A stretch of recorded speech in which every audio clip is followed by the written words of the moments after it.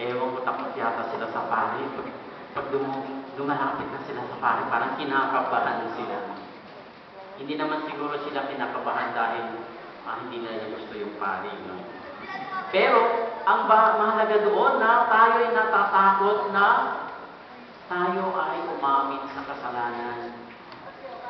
Ang hirap din kasing umamin sa kasalanan natin. At pag umamin ka sa kasalanan mo, nandoon yung kaaway, nandoon ang Satanas. Andoon si Taning, palaging nagsasabi sa atin, huwag mong aminin. Gusto ni Taning na malayo tayo sa Diyos. Kaya pinakabahan tayo.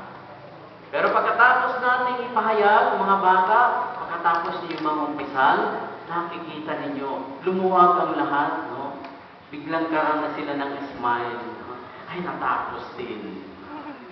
At babalik na sila sa kanilang upuan, tumatakbo kayong iba. At kaya ito po ay isang napakahalagang karanasan ng kanilang buhay na sila'y dumudulog sa Panginoon, humihingi ng tawad. At sana po mga magulang, hindi lang sana ito ang kanilang magiging kumpisal. Sana masundan din po ito. Minsan po, ako po ay nag-i-interview din sa mga ikakasal at sila ay mag-umpisal din. No? At sasabihin nila, Father, umpisal po ako. Ang huli ko pong kumpisal ay yung ako'y grade 3. Talaga napakatagal din ano.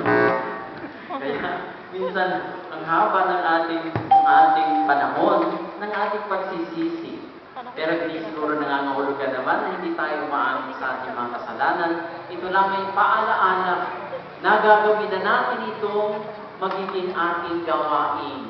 Sa pagtuloy tayo ng kamali, aaminin, pagsisihan, at ituwid ito sa pamamagitan ng ating mga sakramento. Kaya ako po'y natutuwa bilang pura-paro po ng ating Our Lady of Fatima na kayo mga magulang ay tumatangkilik sa napakahalagang sakramento ito ng ating simbahan. Idalangin natin na ang ating mga kabataan ay manatili lagi sa kalinisan, sa kabanalan ng kanilang kalooban. Sa ngalan ng Ama, ng Anak, at ng Espiritu Santo. Amen.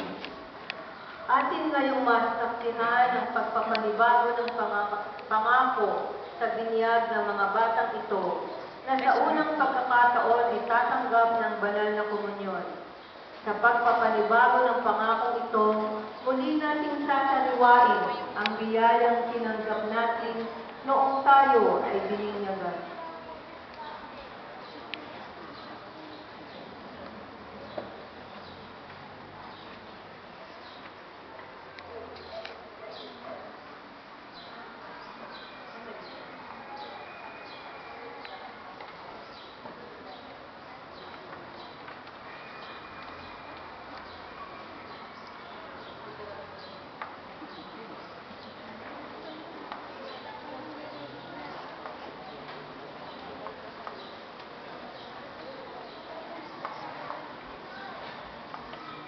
Ang ilaw ng kandila ng Paskwa ay tanda ng liwanag ni Kristo na tinanggap ng ating mga kabataan nung sila'y mangumpisal at ngayon ay sila ay tatanggap ng banal na katawan ng Panginoon.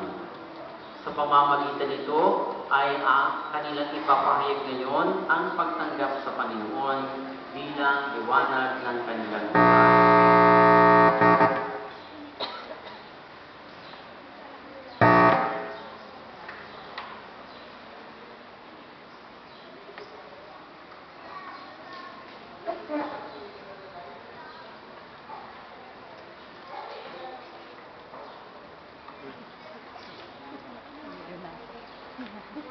Tumayo ang lahat.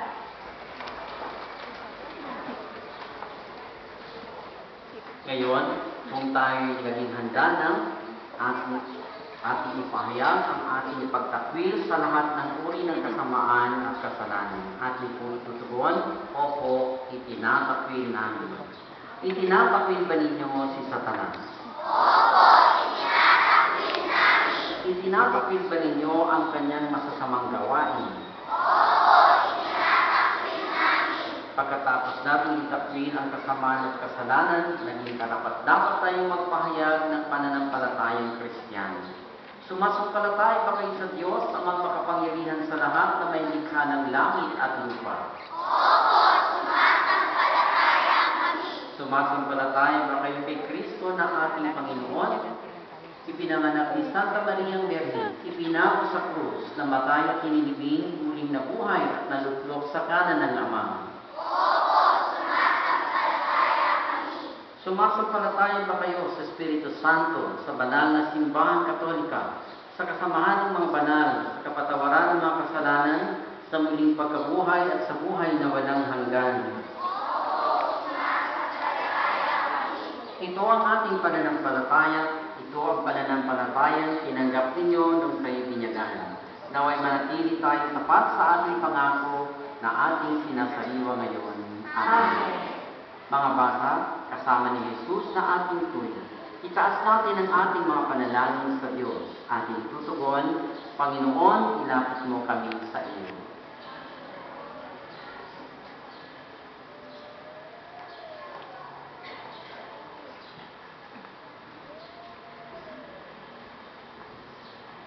Para sa aming Santo Papa, mga obispo, mga pari, lalong-lalo na kay Father Rudy, ang ating kura paroko at lahat ng nagsikap na maihanda ang pagdiriwang na ito, naway patuloy silang pagpalain ng Panginoon sa kanilang pagpapadama, pagpapakilala at paglalapit sa amin kay Jesus.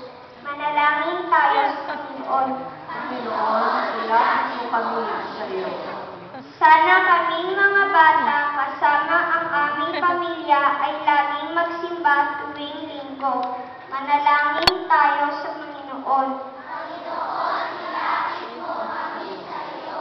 Sana kaming mga bata at ang aming pamilya ay patuloy sa pagsunod sa mga aral ni Kristo. Manalangin tayo sa Panginoon. Sana kaming tatanggap kay Jesus sa banal na komunyon ay magkaroon ng sapat na lakas upang maipalaganap ang kanyang pagmamahal sa aming mga magulang, kapatid, kamag-aral at mga kaibigan. Manalangin tayo sa Panginoon. Ama, dinggin mo ang aming panalangin at maibahagi naman namin ang iyong pagmamahal sa aming kapwa ng buong katapatan. Hinihiling namin ito sa pamamagitan ni Kristo ang aming Panginoon. Amen. Maupo ang lahat at tayo po itadako na sa paghahain ng mga alay.